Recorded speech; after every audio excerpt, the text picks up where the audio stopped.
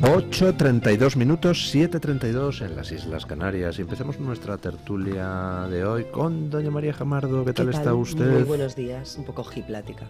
Un poco ojiplática, ¿por qué?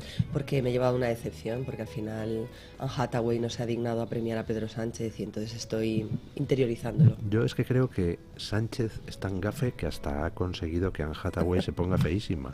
Podría ser. Don Juan Carlos Tellez, ¿qué tal está usted? ¿Qué tal? Muy buenos días. Pues también viendo un poquito cómo va la actualidad y cómo Anne Hathaway eligió el Inter Miami antes que ver a Pedro Sánchez, que No creo que no le gusta el explico. fútbol, ¿eh? O sea, para que veáis las elecciones. Bueno, la verdad es que es de risa. O sea, Sánchez ha conseguido hacer otra vez el ridículo, pero nos ha costado 2,5 millones de dinero público que este sujeto ha dado a la agencia ONU Mujeres para que le premiara, y encima le engañan, le dicen no, te entregará el premio a Anne Hathaway, y luego mandan a una señora random que pasaba por allí, que no sé quién sería, si la vedel de la organización o qué. Bueno, pobre señora, que le ha tocado padecer la foto con Pedro Sánchez. Yo la compadezco. Sí, no es desde luego trago de buen gusto. En fin, vamos con asuntos serios, aunque bueno, alguien debería preguntarse si es de nuevo malversación lo que Sánchez hace con nuestro dinero. Interesante cómo se está poniendo el panorama de las relaciones entre Puigdemont y Sánchez. Puigdemont se ha despachado con toda una serie de diatribas contra el presidente del gobierno, pues diciéndole que se someta a una moción de confianza y que le ha engañado, que todavía no ha conseguido las cosas que le había prometido y que, en fin, que podría incluso hacer públicas las actas de las negociaciones en Ginebra. Sí, mucha diatriba, pero luego resulta que Sánchez va a desclasificar los informes del CNI sobre los atentados de 2017 porque Puigdemont lo ha exigido, con lo cual, bueno, no irán tan mal las relaciones, ¿no? Bueno, yo creo que Sánchez está entregado a su propia causa desde hace mucho tiempo. No es ningún secreto que vive al día, que sus gestiones pasan por entregar, negociar, cambiar de opinión, cambiar de contexto, mentir descaradamente, vamos, en una palabra, cada vez que se trata de asegurarse un tiempo más en la Moncloa. Ahora, el que más tiene que perder es Pedro Sánchez, por dos razones fundamentales. La primera, porque sabe que en este momento los números de una convocatoria anticipada de elecciones generales no le son favorables de ninguna de las maneras, con lo cual perdería esa posición que tiene ahora mismo en lugar de ampliarla, que sería el único escenario en el que creo que se atrevería a convocar elecciones generales. O sea, usted, los rumores que hay de que estaría estudiando elecciones no se los cree. Yo solo creo que pueden detonar unas elecciones generales una cuestión europea de recortes severos en clave económica.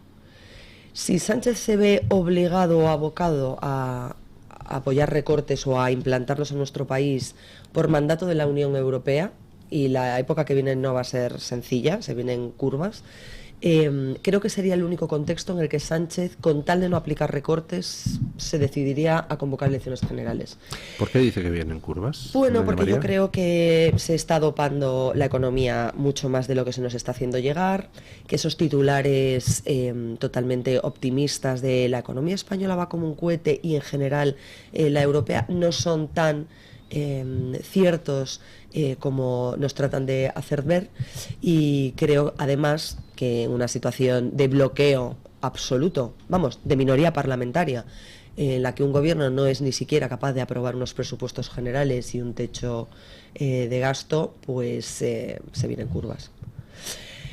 Dicho esto, además Sánchez, manteniéndose como presidente del gobierno y dentro de que se ha topado con jueces que no están dispuestos a que el Poder Ejecutivo mangonee su prestigio, desacredite su gestión e interfiera en sus competencias como miembros del Poder Judicial y únicos autorizados para juzgar y hacer ejecutar lo juzgado, pues creo que efectivamente Sánchez está mucho más protegido o tranquilo desde su posición de presidente del gobierno y como aforado, que si dejase la presidencia del gobierno se arriesgase a perderla. Y creo que por esas razones son las únicas por las que no está pensando un adelanto electoral, al menos hoy. Mañana no lo sé, depende. Pero sin duda alguna la posición de Pedro Sánchez en este momento es una posición debilitada, a pesar de todos los aspavientos y las amenazas y las leyes de censura y demás. Efectivamente quien tiene la llave de la legislatura es el señor Puigdemont. Ya ha lanzado varios avisos y pruebas evidentes de que no está por la labor de facilitarle la continuidad en Moncloa a cambio de nada, y creo que se han dado cuenta en Junts que Pedro Sánchez y su gobierno les han colocado para tenerles contentos una amnistía que no se puede aplicar, cosa que se lleva advirtiendo durante muchos meses antes de la aprobación parlamentaria de la norma por muchos sectores, no solo políticos, sino de juristas, que prácticamente son unánimes en su visión sobre la inaplicabilidad de la amnistía. Y claro, así las cosas, Puigdemont tendrá, con Esquerra matándose entre ellos y él pendiente de que se le confirme o no como líder de Junts en el próximo congreso que tendrán las dos formaciones independentistas en los próximos meses, en octubre y en noviembre, tendrá que hacer valer su posición y ponerle un precio cada vez más alto a esos 7 votos de la investidura. Sí, bueno, yo creo que es un poquito parte del juego de Puigdemont, ultimátum. No creo que sea un ultimátum, son dos personas en las que no se puede confiar, ellos mismos lo saben el uno del otro y siguen con ese juego. No creo que le esté yendo tan mal a Puigdemont en sus negociaciones con Sánchez cuando Sánchez va cediendo en todo, poquito a poco, principalmente en el dinero, que al final todo esto, como siempre, es seguir la pista del dinero.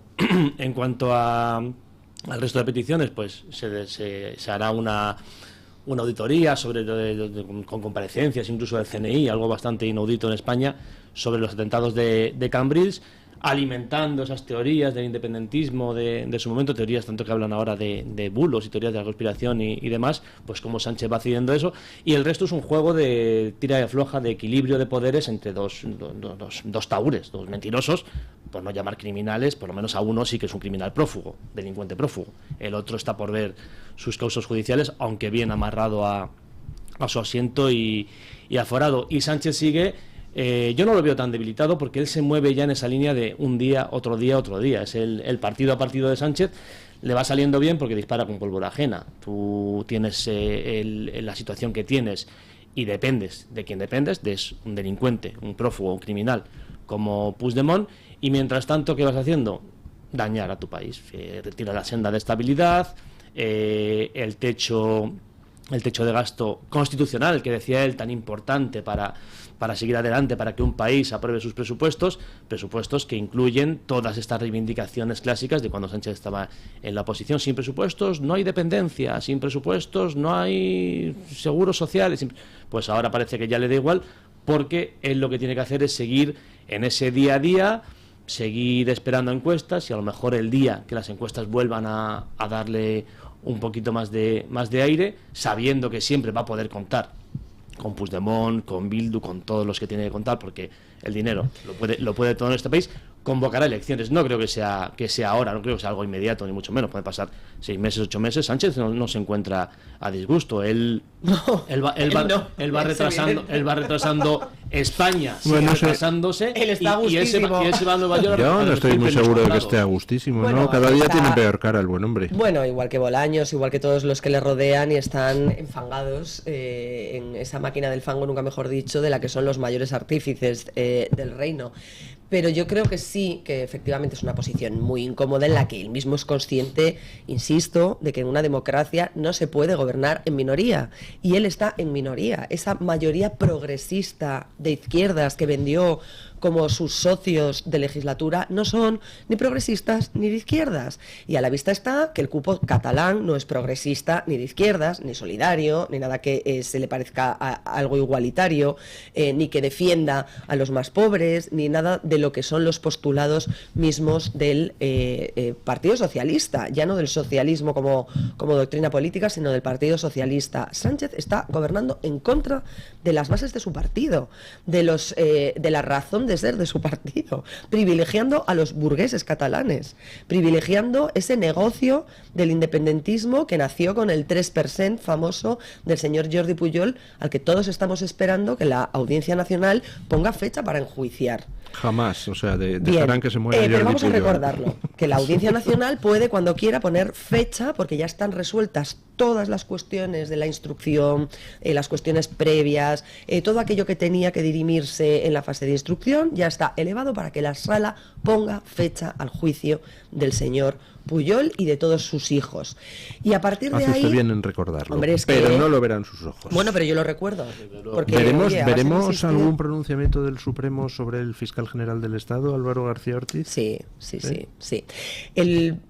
Los tiempos procesales son los que marca el ordenamiento, y lo que está esperando ahora la Sala Segunda del Supremo antes de pronunciarse, que será en las próximas semanas, yo no creo que se le dilate mucho más, es a qué, y aquí ya me voy a reír porque es gracioso si no fuera muy triste y muy cuestionable, a que la número 2 de García Ortiz, Ángeles Sánchez Conde, que es la número 2 del escalafón, la teniente fiscal del Supremo, presente el escrito que el Supremo ha reclamado a la Fiscalía, que tiene que pronunciarse en este tipo de cuestiones, para ver si debe o no imputar al señor García Ortiz. Cuando tengas escrito, entonces el Supremo decidirá... ¿Hay alguna fecha límite? ¿O lo puede mandar dentro de 5 años? No, tienen, no quiero colarme, pero creo que la Fiscalía tiene un tiempo, 15, 20 días, un mes, no lo sé desde que se le reclama, no lo recuerdo ahora de memoria, y a partir de ahí tienen que entregarlo las partes personadas o las interesadas, sus escritos correspondientes. Mucha prisa nos está dando la Fiscalía en entregarlo, ¿no? Hombre, eso, pues, como diría el señor Bolaños, blanco y en botella, ¿no? Ahí sí lo es. Yo creo que evidentemente que tu jefe esté pendiente de ser imputado. La pregunta es, ¿hasta qué punto una subordinada de la persona que está pidiéndose que sea investigada formalmente, es decir, imputada en el Supremo por una revelación de secretos, puede presentar un escrito objetivo e imparcial? Tu jefe mirando el ordenador mientras escribes, claro. La número 2, que además le ha salvado los muebles en todas las cuestiones en las que ha habido discrepancias con la Junta de Fiscales de Sala con respecto a cuestiones no menores, como la que plantearon los 4 fiscales del Procés, que se negaron a comprar el relato y el discurso y la instrucción de Álvaro García Ortiz de aplicar la amnistía para todo y sin discutirla. Entonces, claro, una persona que ha hecho los informes posteriores siempre a la medida de la instrucción o la directiva que marcaba el señor García Ortiz, pues hombre, muchos fiscales y muchos ciudadanos nos preguntamos hasta qué punto es admisible que esta señora presente ese escrito y lo haga sin que haya una sospecha de falta de imparcialidad o de neutralidad o de objetividad, claro. Sí, por lo menos una duda razonable, ¿no? que tendríamos de una persona escribiendo un escrito con tu jefe mirándote. En lo referente a Sánchez decía María que va en contra de las bases del PSOE. Las bases del PSOE son estas y si no le gustan tengo otras, quiero decir. Las bases Evidentemente. del PSOE hace ya mucho tiempo, eso de socialista, obrero, español, bueno, partido, no sé, partido por la mitad, a lo mejor, pero bueno, las bases del PSOE, las bases, los altos cargos y quien corresponda siguen en silencio. Esto es así, el PSOE es un partido muy disciplinado y dentro de 4 años volveremos a escuchar a los pajes de turno, pero mientras tanto están callados. El otro día, en una entrevista en televisión, no recuerdo en qué canal era, con Lobato, el responsable del PSOE aquí en Madrid, técnico de Hacienda, cómo callaba cuando le estaban explicando las verdades del barquero, del cupo catalán y de la financiación, cómo callaba un técnico de Hacienda, sabiendo que se está rompiendo toda esa base del Partido Socialista, no del socialismo, como decía María, sino del Partido Socialista. Todos callan. Sánchez, si tiene que renovar las bases, cambiar las bases, las cambiará. es una persona sin principios en un partido sin principios. Así que, bueno, yo creo que si tuviera que apostar en una convocatoria de elecciones ahora mismo, no, yo creo que no. Bueno, yo tampoco lo creo. Y no lo creo porque ni creo que Sánchez se atreva a solicitar el veredicto de las urnas, claro, porque desde luego se le acababa la estancia en Moncloa. Y, jolín, renunciar a 3 añitos es renunciar a 3 añitos.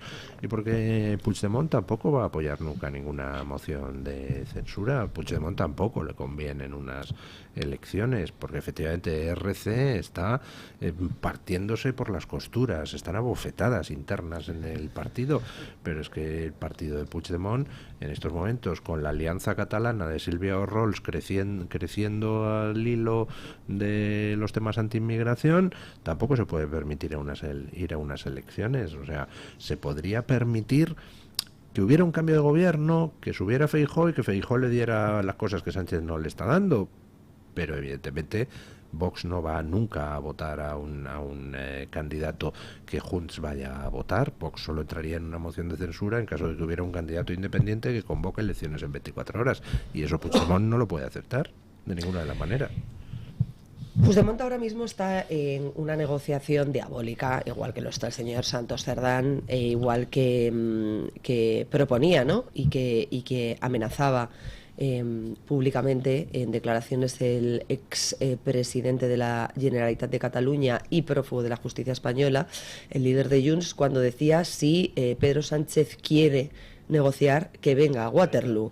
Es decir, es ponerlo en un nivel de ridículo, de desprecio, de tú estás a mi nivel y esto es una interlocución, que es lo que siempre han tratado de vender en el relato separatista bilateral, en el que yo soy el presidente en el exilio y si tú quieres mi apoyo y el de los míos, tienes que venir y vienes a visitarme y vienes a verme. Entonces, es una humillación.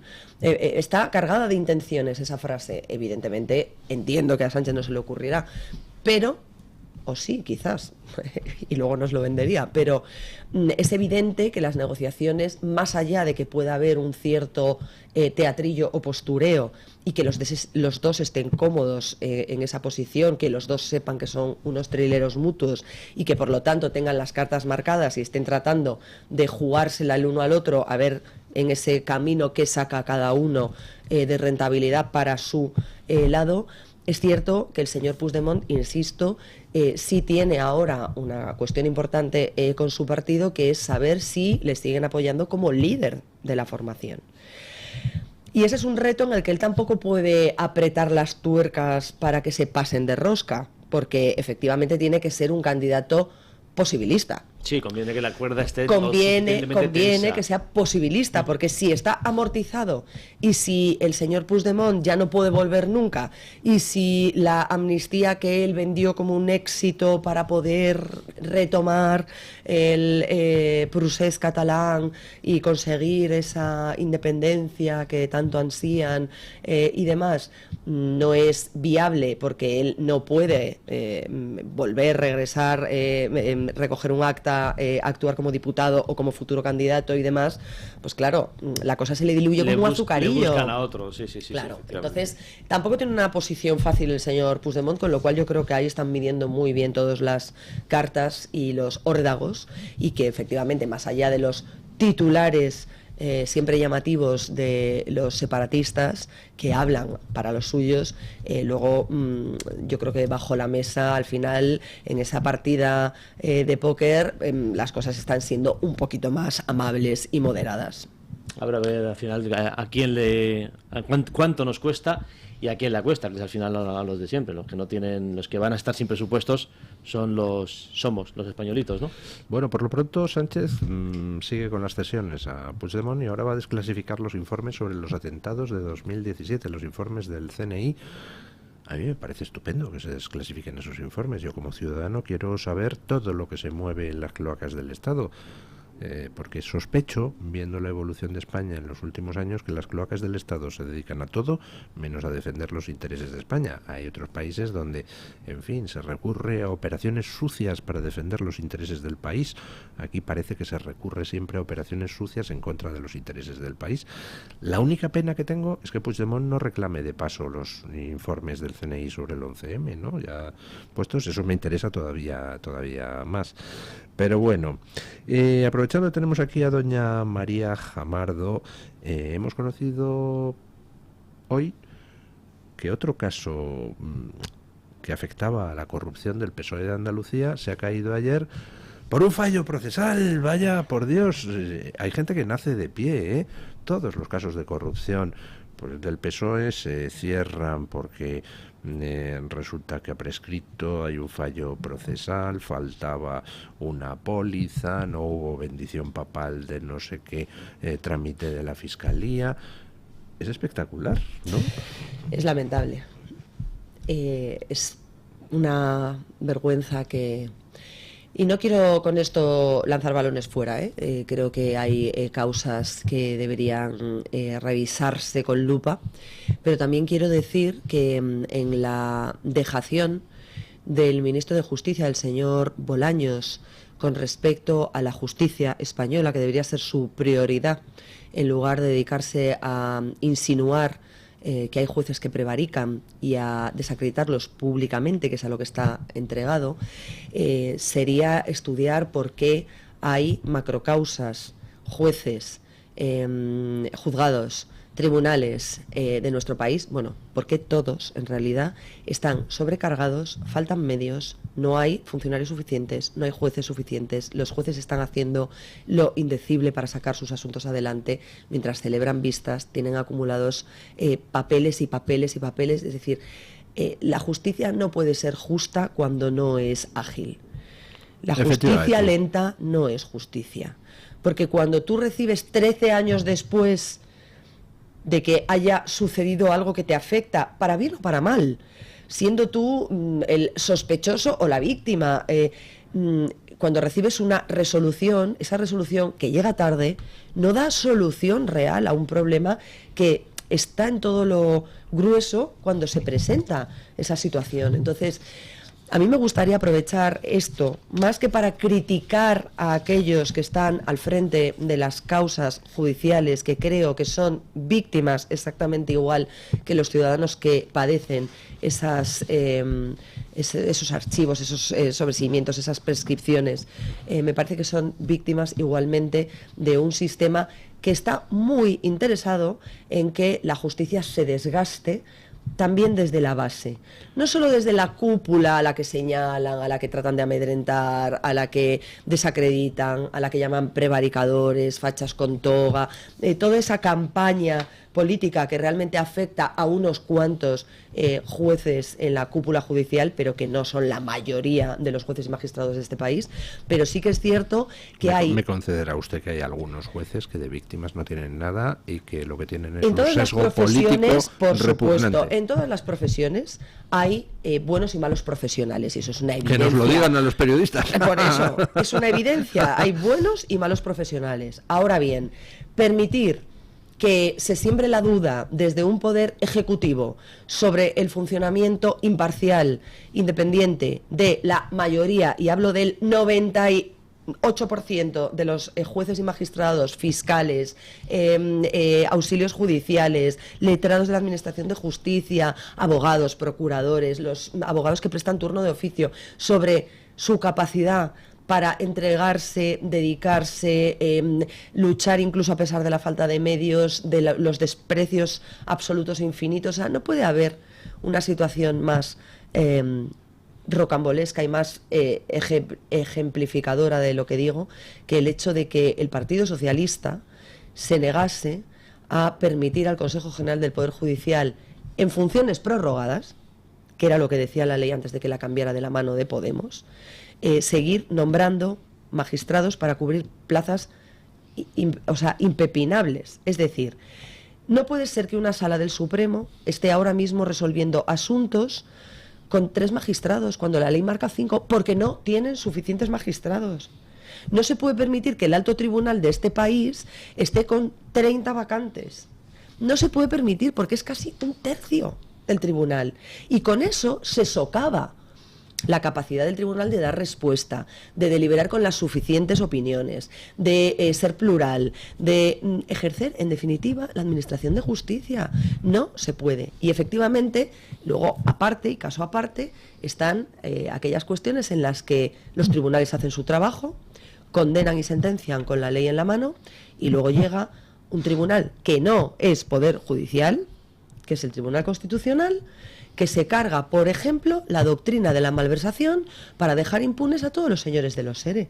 Pues si han hecho eso con la cúpula y con los políticos que se embolsaron 680 millones de euros, que se dice fácil, solo en la causa principal, y hay 100 causas derivadas o conectadas con la causa política de los ERE, la de Chávez, la de Griñán, la de Magdalena Álvarez, la de todos esos que ahora han quedado limpios de polvo y paja, y encima tenemos que pedirles perdón porque el Constitucional retorció la doctrina para entender que la malversación de esos señores es buena y la de otros, las que a ellos les parece, es mala.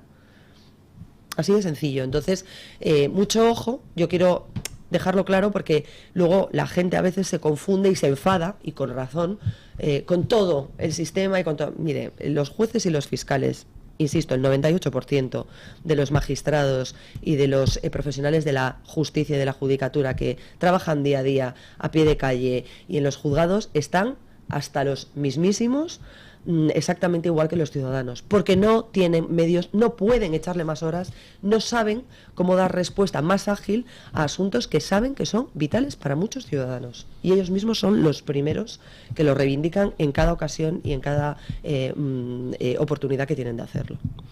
Bueno, vamos a hacer una pequeña pausa publicitaria y retomamos luego la tertulia con la incorporación de Edmali Maucó, coordinadora de proyectos del Foro Madrid, para hablar de Venezuela, de Zapatero, de ese recibimiento que le hicieron a Zapatero muchos venezolanos delante del Ateneo de Madrid, y de cómo, en fin, pues no está dejando el nombre de España este expresidente a la mejor de las alturas. 9:02, 8:02 en las Islas Canarias, y se incorpora a nuestra mesa de tertulia Edmali Maucó, que es coordinadora de proyectos de Foro Madrid, ¿no es así? Sí, correcto. Buenos días, doña Edmali, muchas gracias por venir hoy al programa.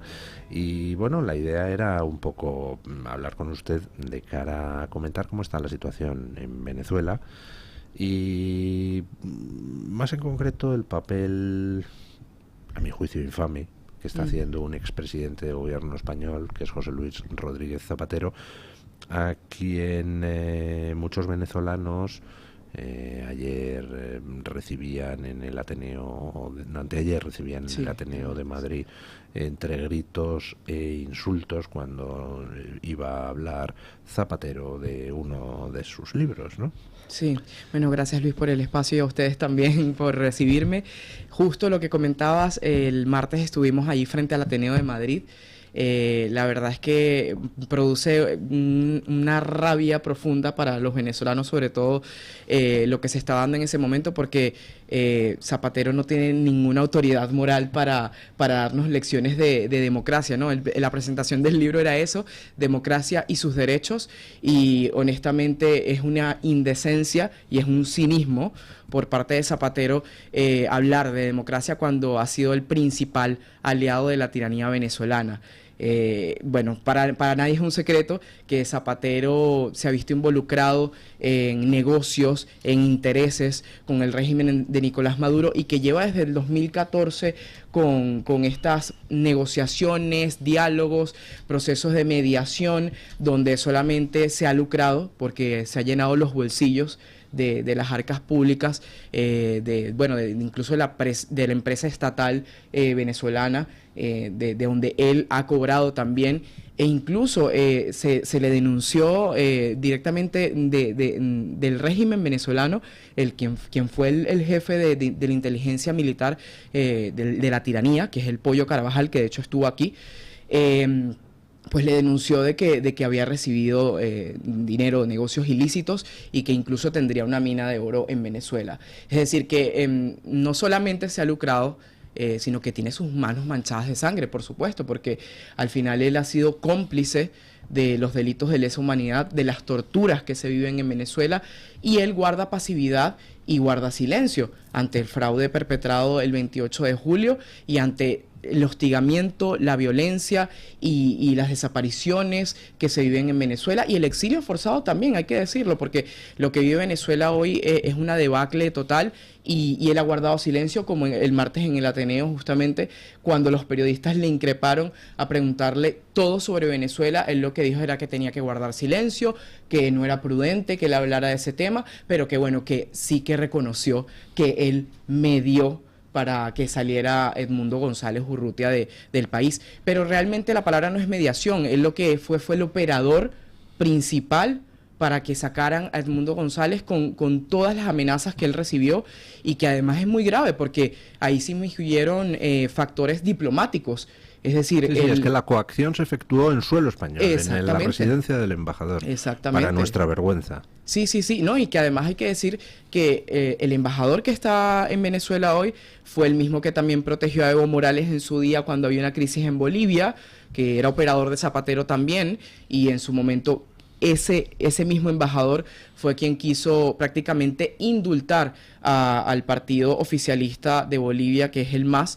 Y que entonces vemos cómo es un acto sostenido de Zapatero, que al final Zapatero se ha convertido no solamente en el gran operador de la tiranía venezolana, y eso también hay que decirlo, él se ha convertido en el operador principal de toda la izquierda iberoamericana criminal, además. Y de alguna izquierda no iberoamericana, pero igualmente criminal, como es la dictadura china, para quien también trabaja Zapatero. Sí, bueno, de hecho, creo que en el momento en el que sale forzadamente Edmundo González Urrutia, él ya se encontraba en China invitado, porque bueno, siempre lo invita el Partido Comunista de China, tiene sus negocios allí, eso es bien sabido, pero también lo que hay que denunciar, y yo creo que eso nos ha quedado claro a todos los hispanos prácticamente, y sobre todo también a los españoles, que Zapatero es el principal impulsor del Grupo de Puebla, que es una internacional del delito. Es decir, Zapatero no solamente se ha visto involucrado con la tiranía venezolana, sino que ha defendido también a Lula da Silva, fue el primero que le recibió cuando salió de la cárcel y no cumplió su condena completa por los casos de corrupción, que son de los casos más escandalosos que hay en la región. También apoyó ahí a Cristina Fernández de Kirchner cuando también... Otra ladrona que no ha cumplido pena, esa es la verdad. A Evo Morales también, que tiene más de 6 delitos, no ha pagado ante la justicia. Rafael Correa también, que... Bueno, todos tienen en común... Evo Morales, que es el que decía que comer carne de pollo industrial provoca homosexualidad, recordémoslo. Sí. Bueno, incluso también Evo Morales también tiene delitos... por temas sexuales, o sea que, a ver, lo que tienen en común todos estos personajes, de lo que yo siempre digo, el gran concierto del mal de los criminales, que son el Grupo de Puebla, Foro de Sao Paulo, que se lavan la cara una y otra vez, es que todos tienen escándalos consigo, todos tienen delitos que no han resuelto, es decir, que no han pagado ante la justicia, y que Zapatero también va a tener que responder ante la justicia, porque él va a tener que pagar también, porque él es cómplice y la complicidad también se tiene que pagar, ¿no? Creo que eso tiene que ser así, eso es lo que demandamos los hispanos. Zapatero es el epítome del mal, sin ninguna duda, pero lo de Sánchez tampoco tiene un pase. Ayer Sánchez, preguntado por el reconocimiento de Edmundo González, se atrevió a decir que él no veía conveniente reconocer a Edmundo González, que primero hay que verificar las actas y que lo importante es el mecanismo de diálogo, y que en eso están Lula y está Petro y está Borrell y la Unión Europea, y dice, y yo no voy a romper la unidad, el consenso de la Unión Europea, y lo dice el mismo tío que acaba de reconocer al Estado palestino rompiendo el consenso de la Unión Europea.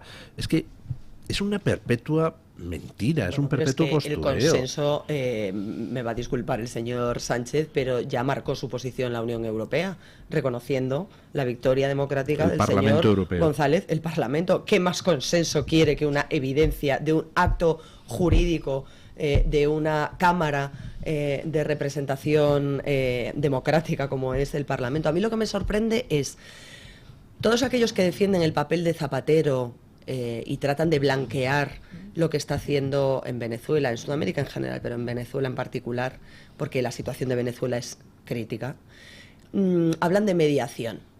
A mí me gustaría saber cómo un mediador solo se reúne con una de las partes, porque eso no es mediar, ¿no?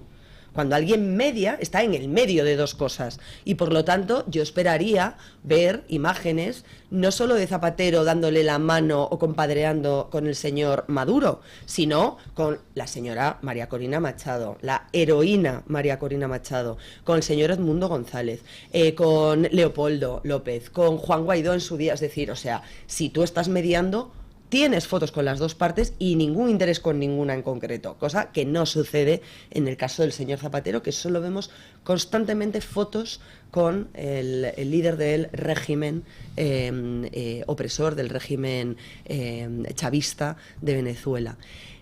Tanto Sánchez como Zapatero, los dos saben perfectamente quién es el vencedor de las elecciones y que Venezuela no es una democracia, es una dictadura. El problema es que cuando dos personas como el expresidente Zapatero y el presidente Sánchez hablan constante y abiertamente para criticar y criminalizar a Netanyahu, a Trump, a Milei, por sus políticas, y no se pronuncian sobre Maduro, mi pregunta como periodista es, ¿será que no les parece tan mal lo que hace Maduro? Por supuesto, Zapatero, no les parece. Zapatero es una persona, y Sánchez lo está siendo también, que se mueven a gusto en las dictaduras. Sí. Zapatero hablaba don Luis del consenso. Zapatero se ha ido a China a criticar los aranceles de la Unión Europea, aranceles que ha tomado la Unión Europea de forma soberana contra el eléctrico chino. Sánchez, es un lobista más, como lo ha sido Zapatero. Pues Sánchez ahora es presidente del gobierno, pero José Luis Rodríguez Zapatero es un lobista de las dictaduras. Detrás del Grupo de Puebla está el Clan de los Soles. No nos olvidemos que el narco tiene mucho poder, lamentablemente, en estos países en los que Zapatero ha ido cogiendo poco a poco. A mí también me fascina mucho sociológicamente lo que ha hecho la izquierda con Zapatero. Zapatero fue borrado del mapa español para explicarlo después de cómo dejó el país. La crisis de 2008, aunque muchos periodistas lo llaman la crisis de 2011, que ya es cuando empezó a venir el Partido Popular a gobernar. La crisis de 2008 fue brutal y Zapatero fue enterrado por la izquierda española. Zapatero, cuando salió las declaraciones de Piedad Córdoba, hablando de la mina de oro de Zapatero, ese señor no existe en el Partido Socialista. Sin embargo, de un par de años a esta parte, él ha querido tomar ese impulso, otra vez mediático aquí en España, y pasearse como un mediador de algo que, como dice María, no media nada. Zapatero es una parte activa de la dictadura venezolana. Es parte activa y es el puente entre Venezuela, España, Delcy Rodríguez, maletas, embajada de España en Venezuela, que es un ataque tremendo a la soberanía, a la soberanía española.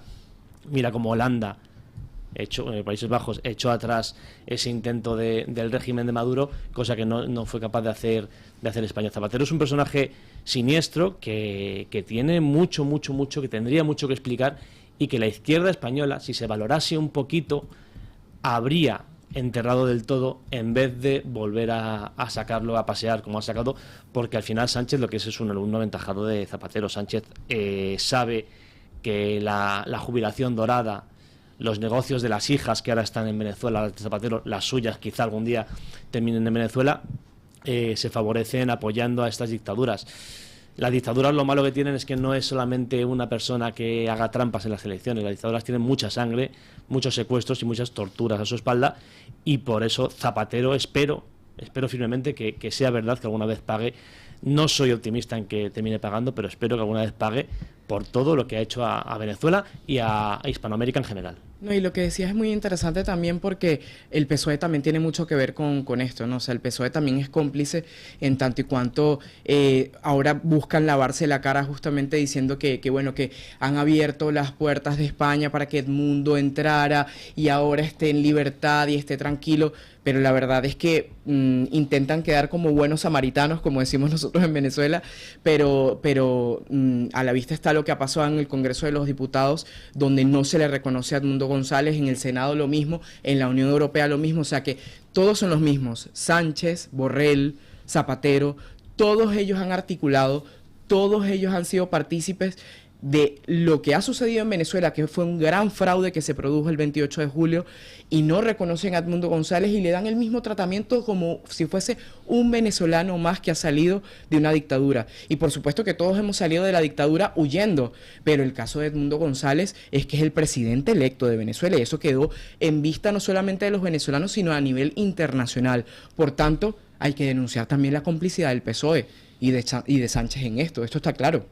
Que al final son artimañas que ellos mismos van ejecutando y que por supuesto Zapatero es el principal operador, porque es el principal operador de Maduro, pero aquí todos tienen responsabilidad, incluso Borrell, que no es desde ahora que él viene haciendo esto en la Unión Europea. No, Borrell le ha estado regalando tiempo al dictador Maduro años y años. Siempre engañando a la oposición. Ahí en Bruselas, Sánchez dándole los dos besos a Delcy Rodríguez en la cumbre de la Unión Europea, CELAC. O sea, son muchos elementos que no se nos pueden olvidar porque al final todos ellos también tienen que pagar por su complicidad. Al final, nosotros llevamos más de 25 años con asesinatos, con torturas, con ese exilio forzado, más de 8 millones de venezolanos en el exilio, y esto es dramático, esto es realmente dramático, y desafortunadamente vemos como el papel del gobierno español lo que hace es darle más oxígeno. Ahí hay un matiz interesante que aportar al tema, y es el siguiente: las dictaduras que van a calzón quitado, como Cuba, como Nicaragua, Irán, Rusia, China, han dado como ganador de las elecciones a Maduro en Venezuela, directamente, con dos narices, han reconocido su fraude electoral. Sin embargo, Petro, Lula, Sánchez, Zapatero, Borrell no se han atrevido a decir que efectivamente los resultados que había dado Maduro eran los correctos y que ha ganado las elecciones. Entonces lo que hacen es tratar de comprar tiempo, no que se publiquen las actas. ¿Es Maduro ya demasiado impresentable hasta para ellos y por eso no le pueden sostener más abiertamente? Es decir, mancha demasiado de sangre Maduro, y lo que quieren estos es que continúe el mismo régimen pero poniendo quizá otro un poquito más presentable. Yo creo que es parte de una estrategia. De hecho, Zapatero también instó a todos los miembros del Grupo de Puebla a que callaran ante el fraude y que reconocieran a Nicolás Maduro. Él fue el principal que hizo eso, y yo creo que estas declaraciones de Lula, Petro, diciendo que mostraran las actas, que bueno, que posiblemente se tendría que repetir el proceso electoral, al final es como para buscar una distracción de lo que realmente ha sucedido. Para ganar tiempo. Sí, totalmente, porque o sea, la evidencia está allí. Y lo que no se nos puede decir a los venezolanos es que hay una repetición de las elecciones cuando la evidencia está allí. Y ellos saben perfectamente todas las irregularidades con las que igual fuimos al proceso, porque de hecho los venezolanos que estamos en el exterior, mi caso, por ejemplo, yo no pude participar en el proceso electoral porque no nos permitieron, el consulado no nos habilitó para poder nosotros expresar nuestra voluntad democrática. Es que si hubieran votado un censo, es que se altera un censo. Exactamente. O sea, es lo mismo que, salvando las distancias geográficas, es exactamente lo mismo que sucedió con ETA en el País Vasco, cuando obligó y expulsó a tantos miles de vascos a salir porque se oponían a aquel régimen violento que pretendían imponerles a base de tiros en la nuca y de coches bomba, y con eso alteraron un censo que es el que hoy le da las victorias a Bildu. Totalmente. Es así. Entonces, que 8 millones de venezolanos no puedan participar, luego elegirán si votar o no, o a quién, pero no puedan de entrada participar en una convocatoria electoral, es al margen de las actas, de la manipulación interna, es alterar un censo para que 8 millones de personas que tienen un porcentaje de opinión muy importante y que obviamente se están fuera de su país, de su patria, del lugar donde nacieron, es porque allí corren riesgo, tienen miedo, pasan hambre, se la juegan. Evidentemente no están por turismo ni haciendo diversión. Evidentemente esa gente se le está vetando la posibilidad de que el resultado hubiese sido todavía más contundente. Es que fijémonos que los resultados fueron arrasar. 7,5 millones aproximadamente, 7 millones y pico para Edmundo González y 3 millones y pico para Maduro. Eso te da unos 11 millones en total. Es que hay 8 millones de venezolanos exiliados a los que no se ha permitido votar. Claro. O sea, ya hubiera sido el arrase total. Claro, hubiera quedado totalmente desacreditado. Totalmente, y ya no hablemos además de los casos de las personas que colaboraron en la jornada electoral, que fueron los testigos, voluntarios prácticamente, que estaban ahí resguardando los interventores, el voto. Que llamamos aquí. Exactamente, y ellos estaban encargados de resguardar el voto, de resguardar las actas para poderlas sacar luego en la plataforma que ya conocimos, ¿no? Y la mayoría de estas personas que colaboraron en este proceso hoy están encarceladas, están secuestradas, las están buscando, van casa por casa, las meten presas, e incluso parte del sector militar, digamos raso, de cuadros bajos, medios, porque no son altos por supuesto, pero que colaboraron también en esto, también están recibiendo amenazas en Venezuela. O sea, que aquí hay un entramado criminal, brutal, una represión nunca antes vista, y bueno, esto es lo que, por supuesto, estos actores que hemos mencionado no han denunciado, ni se van a atrever a denunciar. Nosotros justamente, y aquí debo también ser muy tajante, desde Foro Madrid, que es una labor que nosotros venimos desarrollando desde hace 3 años aproximadamente, ya veníamos advirtiendo mucho antes del 28 de julio que se iba a un proceso que no iba a ser limpio, que no iba a ser democrático y que se iba a producir un fraude y que la represión iba a ir en aumento. Y eso fue justo lo que pasó. Y de hecho lo advertimos hace menos de un mes en Argentina, donde, por cierto, voy a hacer una referencia porque allí donde nosotros hicimos el tercer encuentro regional de Foro Madrid en la ciudad de Buenos Aires, que ahora se llama Palacio Libertad, es el antiguo CCK, que es el Centro Cultural Kirchner, el cual fue obviamente inaugurado por Cristina Fernández de Kirchner. Y hace menos de año y medio estaban reunidos Zapatero, justamente los enviados de Lula da Silva y Dilma Rousseff, estaba Rafael Correa, Evo Morales, Cristina Fernández de Kirchner, justamente apoyando lo que ellos siempre sacan como un término que es el lawfare, que realmente es para tapar todos los escándalos, todos los delitos que Mira, tienen. como Sánchez, entonces, sí. que también lo ha acuñado aquí, que no lo del falla. lawfare. Sí, Yo lo que me pregunto es, y lo que yo exijo además a mi gobierno, como gobierno de España, y que por lo tanto tiene una posición muy importante, primero por origen y por vinculación, como madre patria de toda Latinoamérica, sí.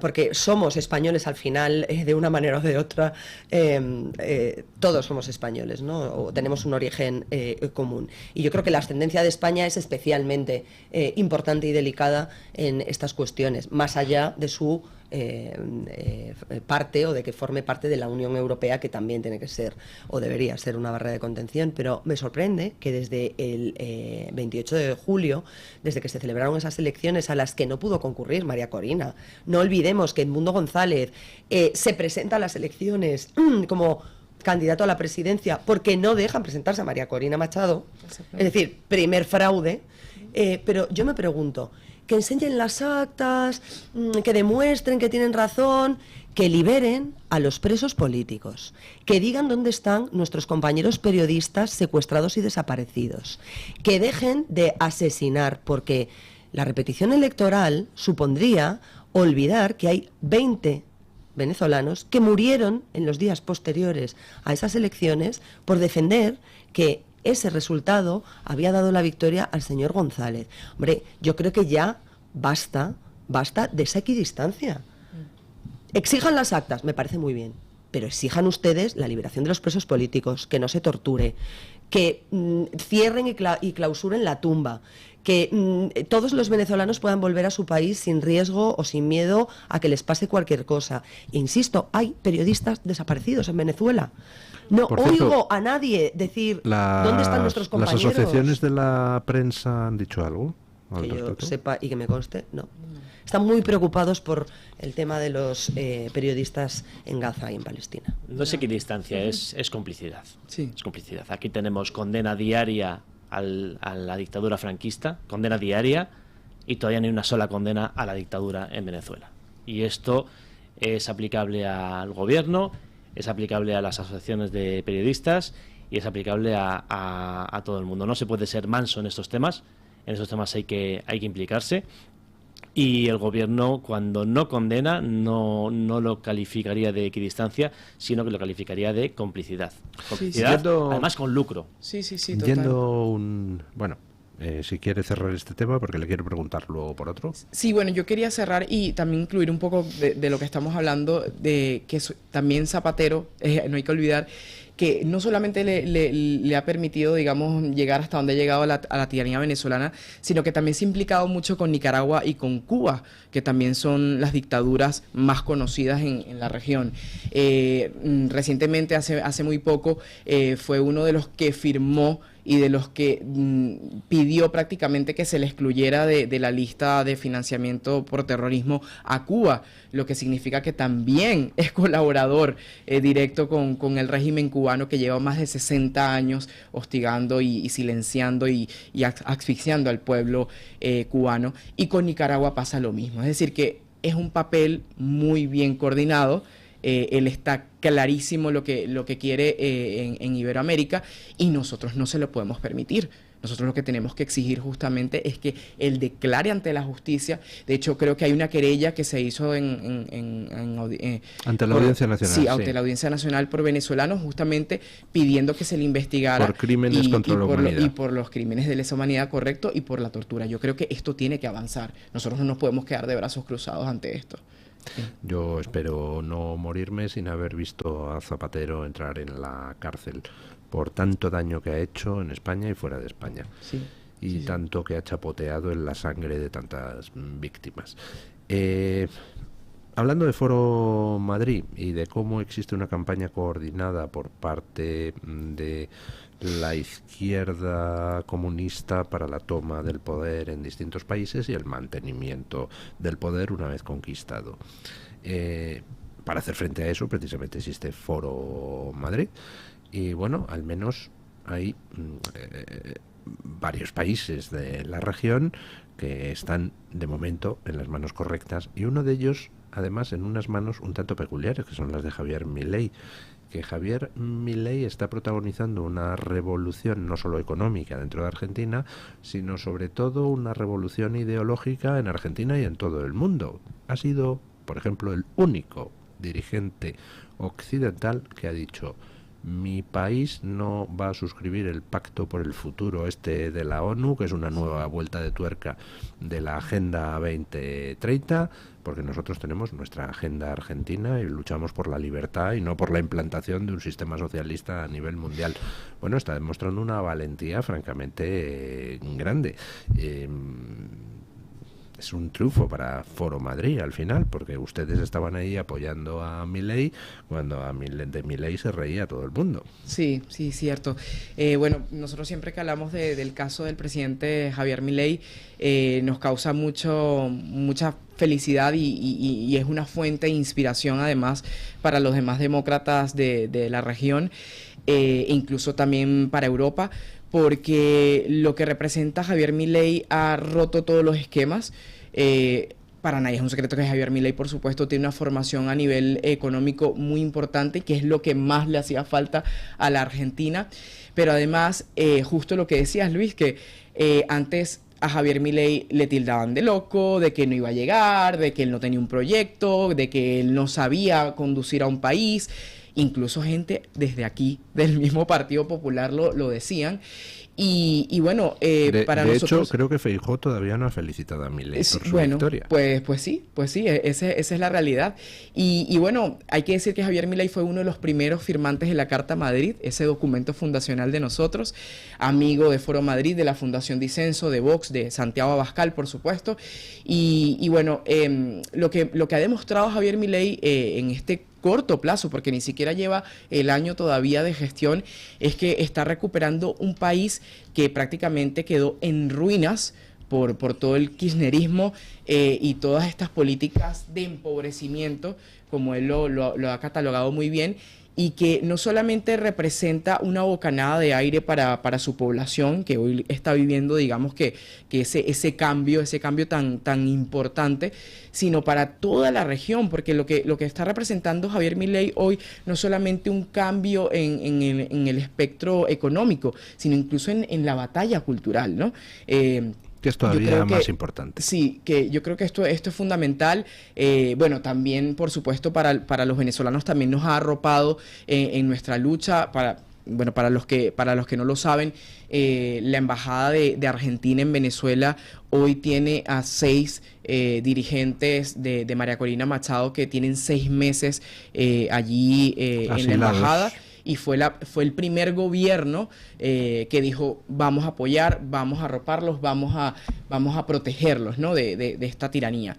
Entonces, no solamente eso, sino que además Javier Milei para los demás demócratas del mundo, eso ha sido una fuente de inspiración en el tema de la batalla cultural, la defensa por la familia, por la vida, por la propiedad privada, que yo creo que eso causa al final un efecto muy importante y que yo creo que va a cambiar también el devenir bueno, del próximo año y de los próximos años en Iberoamérica. Esperemos que sea así, porque yo creo que la mancha roja, como decimos nosotros, esa oleada roja criminal, creo que va retrocediendo y le tiene mucho miedo a Milei. Bueno, de hecho, Jorge Rodríguez, Nicolás Maduro, hace poco en declaraciones veíamos cómo incluso tildaban a Javier Milei de persona no grata, que tenía que ser buscado también por la justicia, que lo vamos a procesar penalmente, pero ¿qué nos están contando? Si realmente los que tienen que ir a la cárcel son todos ellos, ¿no? O sea que al final se ve el efecto Milei. No solamente en la región, yo creo que aquí desde Europa también se está evidenciando, porque ha llevado una batalla, justamente lo que decías tú, Luis, en contra de la Agenda 2030, en contra de todas esas imposiciones que nos quieren prácticamente silenciar a todos, y yo creo que esto es muy importante en términos de recuperación de libertad. Yo creo que lo que va a venir con Milei de ahora en adelante va a ser cosas muy positivas para todos. Boric, en Chile, curiosamente siendo pues correligionario de Lula, de Petro, de Maduro, de López Obrador, sin embargo, es uno de los gobiernos que más firmeza está demostrando a la hora de denunciar el fraude de Maduro, a la hora de denunciar las consecuencias devastadoras para la población venezolana y para toda la región del mantenimiento de Maduro en el poder, a la hora de denunciar la represión de Maduro. ¿Por qué Boric adopta esa postura? Que es una postura, pues hombre, digna de alabanza, ¿no? Bueno, yo considero que la postura de Boric hoy con el tema de Venezuela es una postura de conveniencia, hay que decirlo. No se nos puede olvidar que Boric es comunista, es un comunista, y que de hecho hace muy poco, hace menos de un año, en territorio chileno se asesinó a un ex militar venezolano que tenía la figura de asilo político en Chile, y prácticamente Boric también guardó silencio con esto, ¿no? Fue una complicidad allí, caso que no ha sido esclarecido del todo y que nos duele profundamente a los que también vivimos afuera, porque no se le garantiza ni siquiera lo fundamental que es la vida a una persona que ha huido de su país por una tiranía. El tema de Gabriel Boric es muy interesante porque ahora él mismo ha endurecido muchísimo su discurso y sus planteamientos y la denuncia hacia la tiranía, pero al final es un tema de conveniencia. Chile el año que viene va a tener proceso electoral, esa es la realidad, Boric, además, a lo interno tiene una crisis monumental en Chile. Y además tiene unos bajos índices de popularidad, y yo creo que a él le conviene de alguna u otra forma decir, bueno, mira, me quiero ir, no se va a ir por la puerta grande, pero bueno, me quiero ir con lo menos que puedan hablar de mí, ¿no? Por así decirlo. Entonces yo creo que al final esto es una postura que le conviene tomar, y que gana mucho más denunciando a la dictadura y a estos crímenes de lesa humanidad, que más bien poniéndosele al lado. Entonces yo lo que veo es eso, pero la realidad, y yo creo que en lo que se tienen que enfocar Chile en estos momentos, es en cambiar esta deriva que han tenido con este desgobierno de Gabriel Boric. Y yo creo que sí se va a lograr, porque yo creo que lo que se plantea para el año que viene en Chile son aires de cambios. Esperemos que José Antonio Kast, que es un amigo de la casa, también pueda triunfar en esos comicios, pero está clarísimo, y no se nos puede olvidar, que Gabriel Boric viene de las filas del Partido Comunista, además, de quien es muy amigo, además. O sea, usted no se fía un pelo. No. Lo siento, pero no. ¿Cuánto tiempo lleva usted en España? ¿Hace cuánto que salió de Venezuela? Tengo 5 años y medio ya aquí en España. Sí, ya casi 6 años en el exilio. Así que... ¿Y bueno, cómo ve una batalla. venezolana exiliada la situación en España? ¿Viene usted, como una vez escuché decir a un venezolano, viene usted del futuro para advertirnos lo que nos espera aquí? Pues siempre, porque lo que no queremos o lo que yo no quiero para España es que viva la situación que desafortunadamente hemos vivido en mi país. Yo desgraciadamente veo muchas similitudes en el gobierno actual de lo que hemos vivido en Venezuela, y por eso yo creo que nuestro compromiso y nuestra lucha como hispanos, además, no solamente como venezolanos, sino como hispanos, lo que tú decías, reivindicabas hace poco del papel de España, es justamente advertir también de lo que pasa ya, porque no es lo que va a pasar, lo que está pasando ya en España.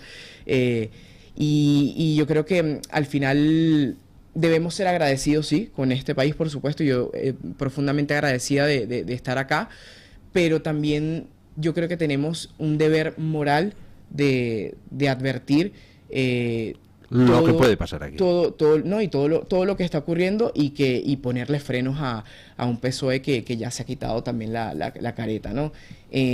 Así que yo lo veo con preocupación, pero también soy muy optimista, porque creo que aquí hay unas fuerzas patrióticas, unas fuerzas que están luchando por el mismo objetivo, en el cual yo afortunadamente me veo representada, y me veo representada desde mucho antes de trabajar en Fundación Disenso y en Foro Madrid, desde que yo llegué en ese proyecto, que yo veía mis valores, mis principios y la defensa de lo que quiero para un país como este, para España, están en Vox.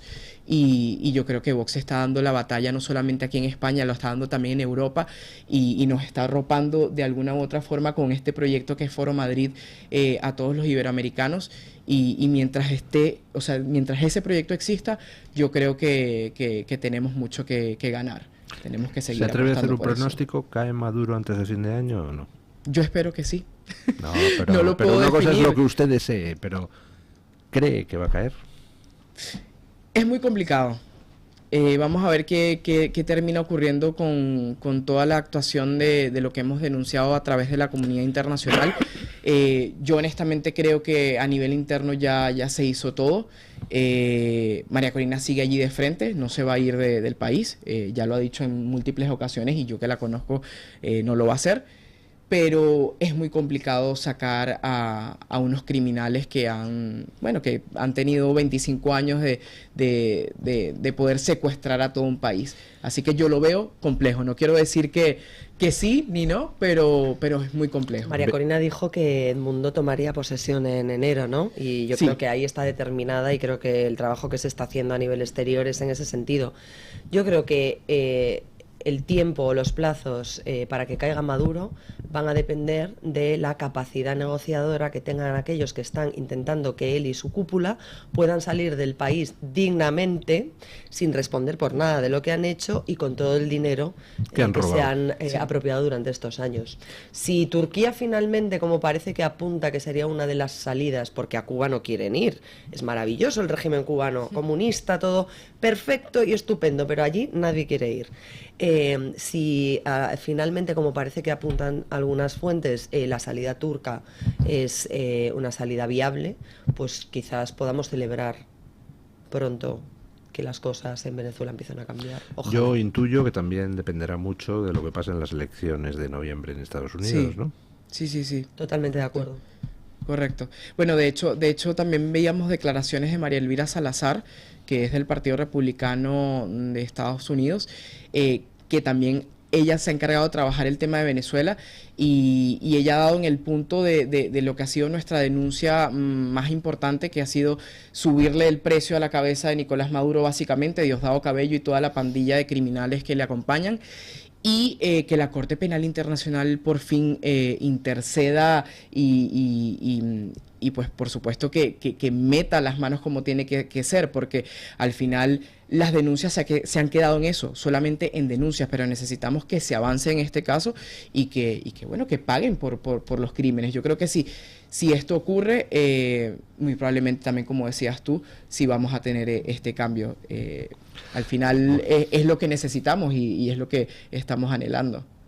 Bueno, doña Carmen Carbonell, ¿qué dicen nuestros oyentes hoy? Pues don Luis, hoy en la encuesta les estábamos preguntando a propósito de esta información que conocíamos esta misma mañana, a propósito de lo que había pedido Carles Puigdemont a José Luis Rodríguez Zapatero, pero bueno, viene a ser lo mismo, Pedro Sánchez. Vale, igual, la redundancia. Igual corregido y ampliado, a propósito del atentado de las Ramblas, don Luis, ese atentado de Barcelona de 2017. En concreto se pedía desclasificar toda la información que tenían los servicios secretos sobre lo que ocurrió en aquel momento, ese 17 de agosto de 2017.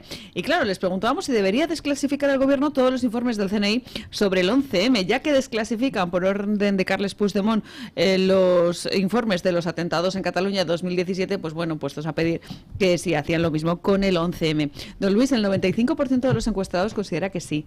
Hay un 5% que dice que no, pero claro, es que hay muchas cuestiones relacionadas con el 11M que han recogido muchos comentarios. Hay quien dice que puestos a desclasificar, es el caso de Carolina, pues que es que habría que sacar muchas cosas, no solamente del 11M, sino que hay mucha información que tendría que ponerse encima de la mesa. Gio dice que no lo van a hacer porque sería, pues eso, lo que se dice un gigantesco bulo, sí. Lo que publican no es cierto, ¿no? Que podrían sacar una serie de informes que en el fondo no fueran tales. Helen dice que aunque nos hiele la sangre queremos saber la verdad, y lo mismo dice Paula, que queremos saber la verdad aunque sea, pues claro, algo realmente dramático. Miocid dice que de ese atentado del 11M vienen todos los problemas que tiene hoy España, y muchas personas son las que apuestan precisamente por eso, porque salga toda la verdad y conozcamos todo. Pero ya les digo, no solo de los atentados de Barcelona, sino también de lo que ocurrió ese 11M, ese fatídico 11M aquí en la ciudad de Madrid. Bueno, muchísimas gracias, doña Carmen Carbonell. Muchísimas gracias, doña Admali Maucó, por venir hoy a la tertulia y por toda la labor que hacen en defensa de la democracia en Venezuela y en toda la iberosfera. Gracias, doña María Jamardo, por estar un día más con nosotros. Siempre es un placer contar con su presencia, como es un placer contar con la presencia de don Juan Carlos Tellez, que me tiene absolutamente acongojado. Sigue luciendo moreno después de meses de haber vuelto. Hay que pasear mucho a los perros, ya lo tengo yo dicho.